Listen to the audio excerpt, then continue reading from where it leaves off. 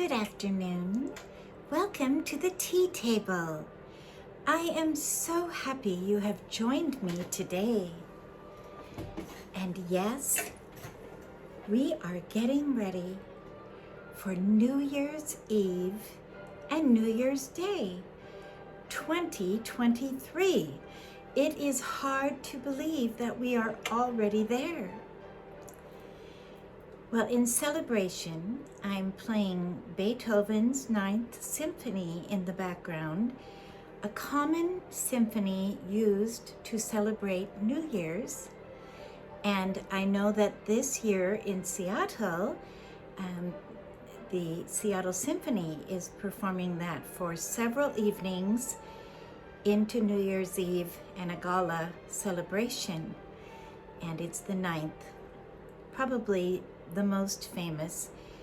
Each symphony that Beethoven wrote is so beautiful and has so much heart, and his life is told in his symphonies if you study them and what he was doing when he was writing them. Well, I have something special to show you. And if you haven't gotten your tea yet, please pause and get your tea, and I will be waiting for you. Well, this is a big tray, and I am sharing this with you because this was an achievement for me. I had not made my Scandinavian julekaka. Yule means Christmas, and kaka means cake, and it is a beautiful cardamom bread with jeweled dried fruit that is made at Christmas. Well, I used to make it every year, but had sort of gotten out of the habit. Well, this year I said, I have to do it. And I got up early on Christmas morning, yes, and started the dough and the rising. And then my husband came and helped me braid. We wanted to braid a loaf in the shape of a wreath. But my bread raised so massive that I'm going to show you. I have a few things to share with you today. My loaf literally expanded and filled this entire tray. This is a silver tray. Of course, I baked it in the oven I had to bake it on a cookie sheet. It was so big. And then instead of being a wreath, it became a big round puff of beauty, and everyone loved it. And this is the center that's left.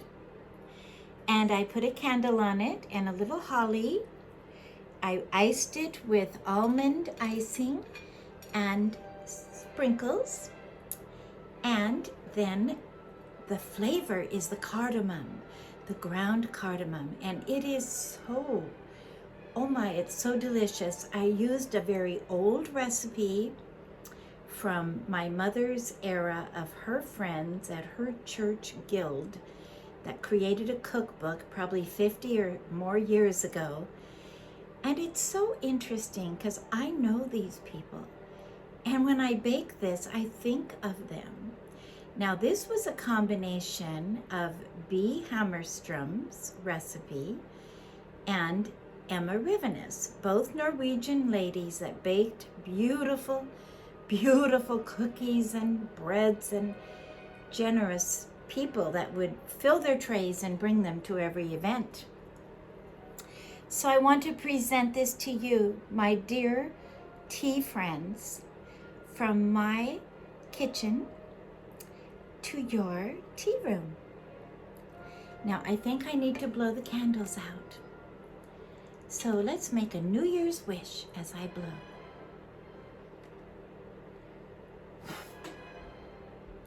That's a double blessing coming your way.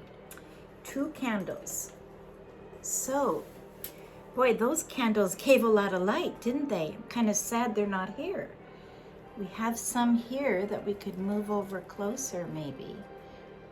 I love to have the real candles, and I have other things to show you because with the cardamom bread, what makes it absolutely delicious is a strong cheese. Now, this is a strong white cheese, and this is a very old sterling silver Norwegian from my family cheese slicer, and you slice it very, very thin.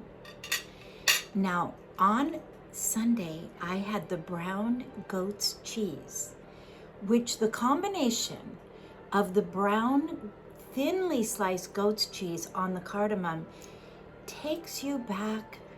I thought as I was eating this, I am going back to vintage, old world, far northern Scandinavia, Norway Christmas.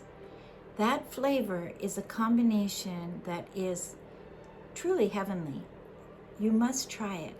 If any of you want my recipe for the cardamom bread, I will freely share it with you. So just get a hold of me and I'll share it. Easter, I use the same cardamom bread to make hot cross buns, and they're absolutely also delicious. So I'm going to put this down now. My table is brimming, and I am at the tip end of my Christmas table, which I wanted to show you. It's hard to show the whole table on my camera, but I thought I would show you a place setting. My table was set with red chargers and my Christmas china, and I had my red napkins with a Christmas rose, and so this is how it would look. This at each table place. I have my table set for 8. I have my sterling silver knives and forks. I use my best sterling silver for Christmas. And if you can see here, maybe I'll move this candle a little bit. There's a red goblet. I love the red glass. And it just, maybe I'll put it this way and then, whoops. It's hard to know how you can see. I've got afternoon daylight here. There, now you can see it. I love red glass at Christmas. And I also had Jell-O in white glass with red glass, green Jell-O, white whipped cream on top with red sprinkles. I like that. And the kids, every young person loves it, young and old. Well, I've been getting things in the mail from my children that live far away. And I just received an hour ago something so special from Daniel and Nikki in California. And I'll show you. It's called Taza Chocolates.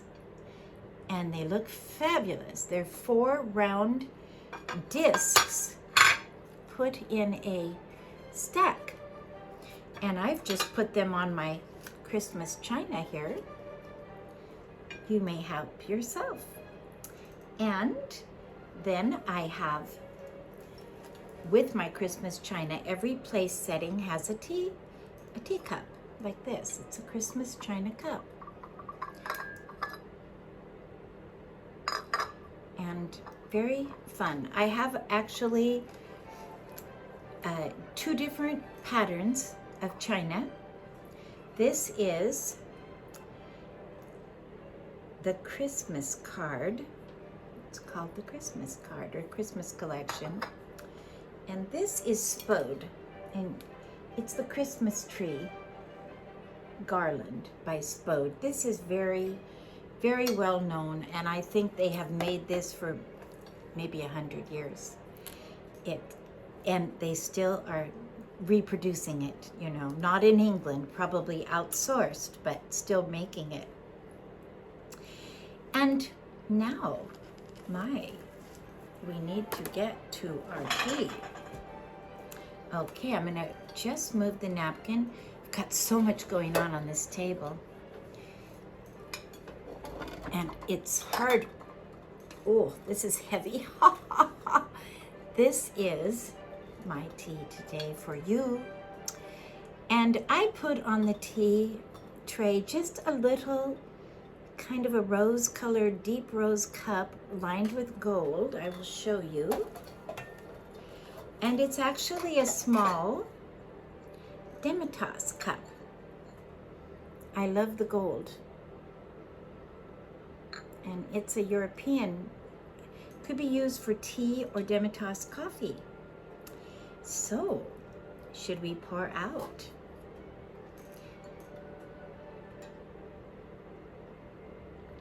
Oh, it's very brisk and hot. Wonderful. Because, oh, has the weather been cold here? And I know yours has been. I just like a little splash of milk. I have so much on the tea table today, I didn't even put the sugar bowl on because I don't use sugar in my tea. But if you were here and wanted it, I would have it for you. That's the goal in being a hostess, to please the guests and make them feel very comfortable. Let's try our tea.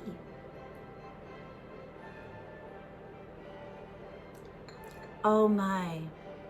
Oh, this is delicious. This is black. I keep going back to my black brisk British tea for afternoon tea. I also like Earl Grey. We'll probably do that next week. Oh my, that is absolutely delicious. Let's just move this around. Now,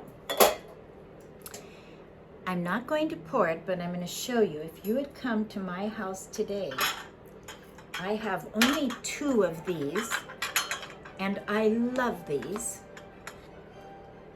It's got the wonderful red bird on it, and a cup with holly. And I have 2. You see, they have the red bird and then the holly. And I would serve you, and you could take a little bread, cake, cheese alongside your tea. And I only have 2. And so what I've done with these over the years is save them for Christmas morning, and I have coffee with my husband. And then during the Christmas season, if we get up early and have coffee, I like to use them. And I had a friend call me today, and she said, now how long do you use your Christmas china? And I said, well, I try to get it out early. This year I was late, and I kind of let them sit like this, and I'm going to put them over here. Okay. I like to get, ultimately the goal is right after Thanksgiving, the first week in December, by St. Nicholas Day, which is the 6th, get everything decorated, get all the Christmas china out, and get it set up, and have a party. That's the key. Have a party, and your house is cleaned, everything is ready and in order. And then you keep your china out all during December, and I keep the Christmas china going until Epiphany, which is the 12th day of Christmas, January 6th. Yes, we want to enjoy Christmas as long as we can, right? And New Year's is in the middle of it, so it all works out. Well, I did bring a little purse today. This is just very New Year's Eve-ish. If you can see it, black velvet. Got so much dark on, it's hard to see. It's just a little purse that hangs on the side of the shoulder. Little velvet, black velvet purse. And I like this. It holds. I have my glasses. I have a lipstick, and my cell phone could go right in there. Because you want your cell phone with you so you can take pictures, right? Yes, trying to keep everything going is not easy, but aren't we blessed to have cell cameras that take pictures like that, and then Google puts together these fabulous combinations that come on my phone. I'm sure they come on yours also. And They, you could never have done that in the past, you know? And I am wearing another velvet. I love velvet. This is my velvet year. Last week I wore green velvet. Well, this week I am wearing maroon velvet, and I'm going to stand up to show you. It's maroon velvet with a black velvet little top, and it just works. And I love this. I think I'll use it for Valentine's Day too. The maroon is just so nice. Every color, you know, that's what velvet is. It's the jewel tones. Forest green, navy blue, light blue. My friend who, Elizabeth, got she has blue eyes, and she got a navy blue velvet dress. And she got her mother a purple velvet dress. This was all thrifted. Then we noticed the Queen of Denmark was wearing a sky blue velvet. She has the beautiful blue eyes. And now I found the maroon, and I'm combining it with black and kind of gold and sparkles for, you know, New Year's Eve. And we can wear sparkles in our hair. And I am going to be going with my husband out we were given a gift by one of our children to go out for New Year's on a special date to a special restaurant of our choice in Seattle. And we haven't done that for a long time, so hoping the weather will be good, and then we may try to take in a concert. We used to go every year to St. James Cathedral. They had the most fabulous, beautiful, old world, Baroque, classical concerts. And the St. James Cathedral is a beautiful church on Capitol Hill in Seattle, and very Baroque in its design. But I don't know if they're having it. I couldn't find it yet. But I want to tell you what happened to us this week. You know, Christmas, sometimes we have to find Christmas, and then we feel Christmas. Christmas is the heart, and you can find Christmas in very interesting ways. One time, I know my husband and I, we had made this cardamom bread, and we had extra loaves. Our children were very little. We were in Seattle downtown going to a Messiah, but I happened to have an extra loaf in my car. And we ran into a man that we knew, my husband knew from his college, Seattle Pacific University, and he was the librarian, and he lived alone. He wasn't married. And we ran into him on the street, and he had gone to the concert. And we were talking, and we said, "Would you like some wonderful Yule Kaka cardamom bread?" He said, "I would love it. It's my favorite." He was Scandinavian. So we presented it to him. It was all wrapped in tinfoil.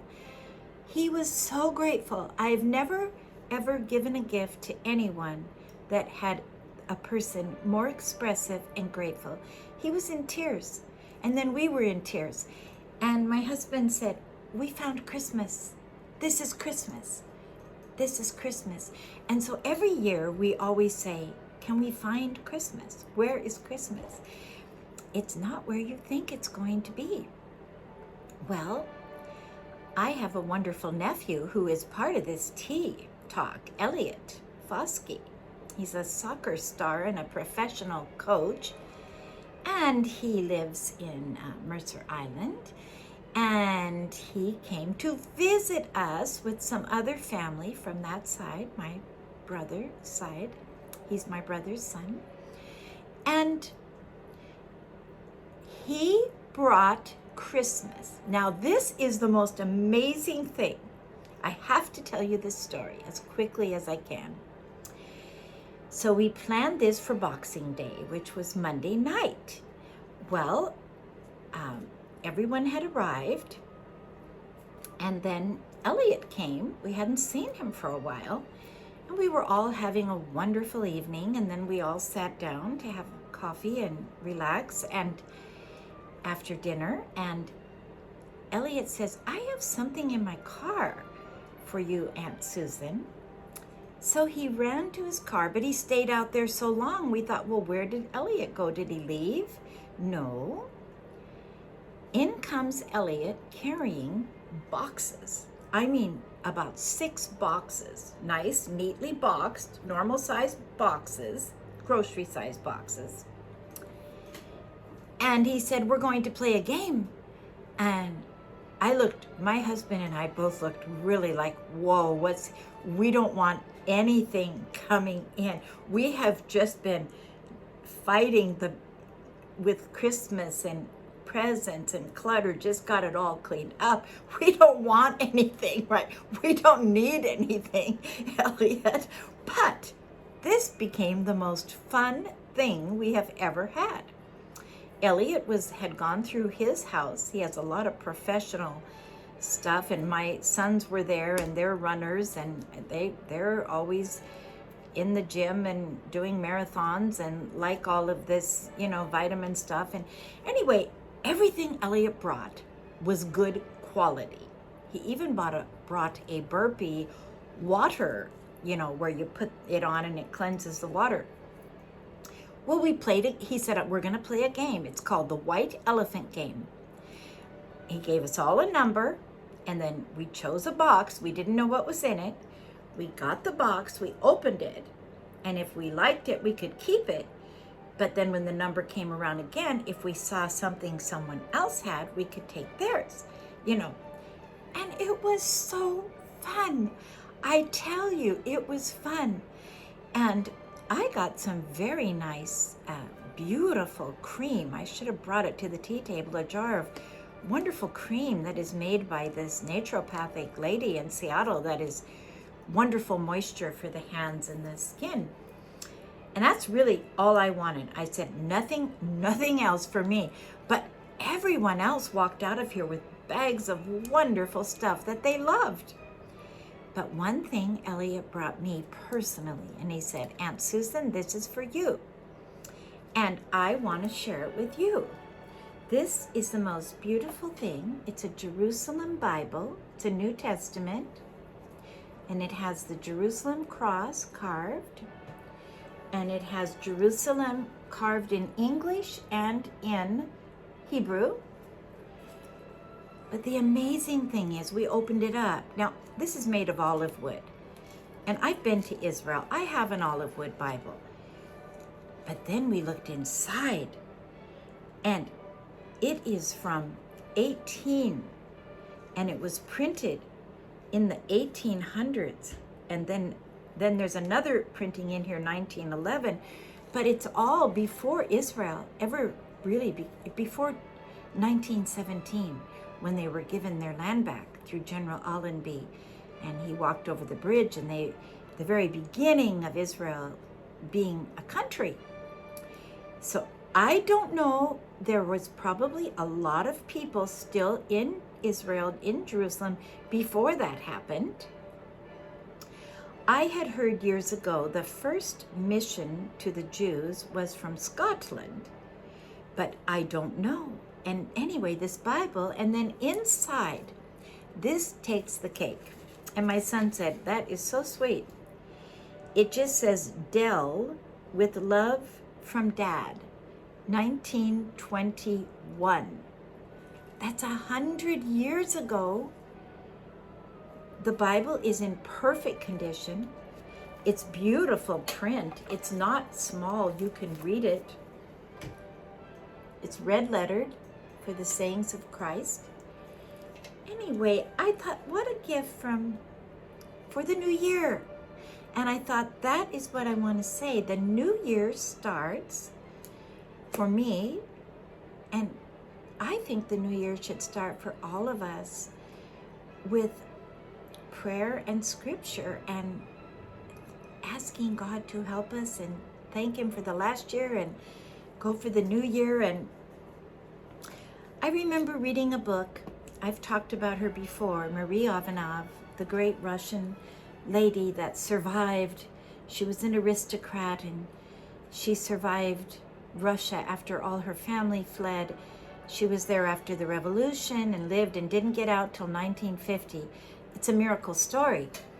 But in her book, she tells about her grandfather, Sherbatov, who, this is before the revolution, probably in about 1910, and Leo Tolstoy, the great Leo Tolstoy, you know, the author, War and Peace, he came to their door in the evening of New Year's Eve of that year and wanted to see her grandfather.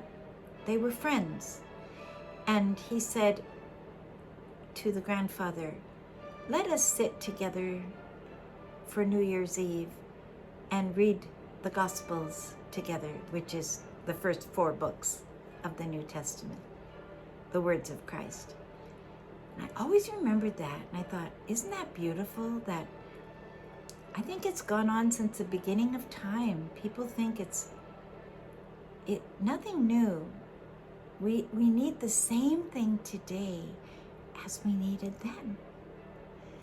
So take a scripture, take a verse, take it for your year, and find one that really touches your heart, and then take it for your new year and take a blessing.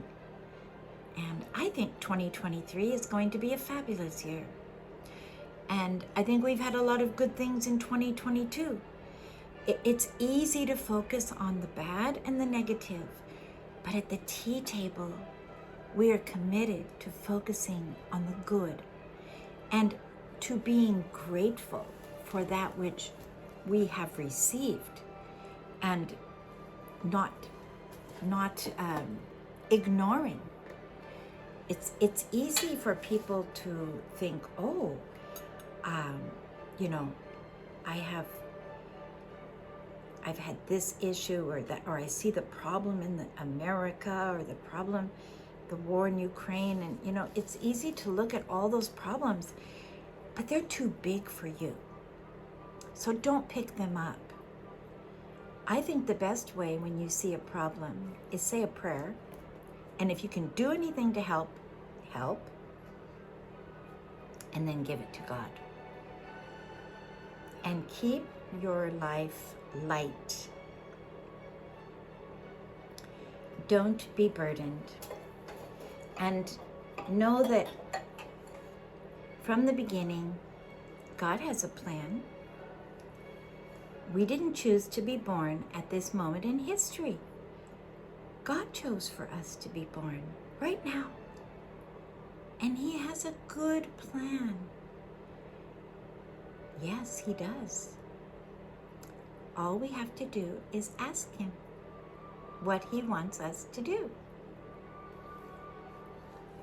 And He's happy when His children are happy. He's very pleased when we are thankful and grateful, and when we love others and find Christmas. So I say blessed New Year to all of the tea table. And please, if you haven't subscribed yet, please, you can just go to my YouTube channel, push the subscribe button, the notification bell, the like button, and if you want to make a comment, I love your comments. Thank you for your comments. Thank you so much. Thank you, Mrs. Padeo. I wanted to read your comment out. That was so heartfelt, and I appreciated it so much. And then share it with others. This Tea Talk is for everyone, and any age, any country, for all people. So thank you for joining me, and I will look forward to seeing you next time.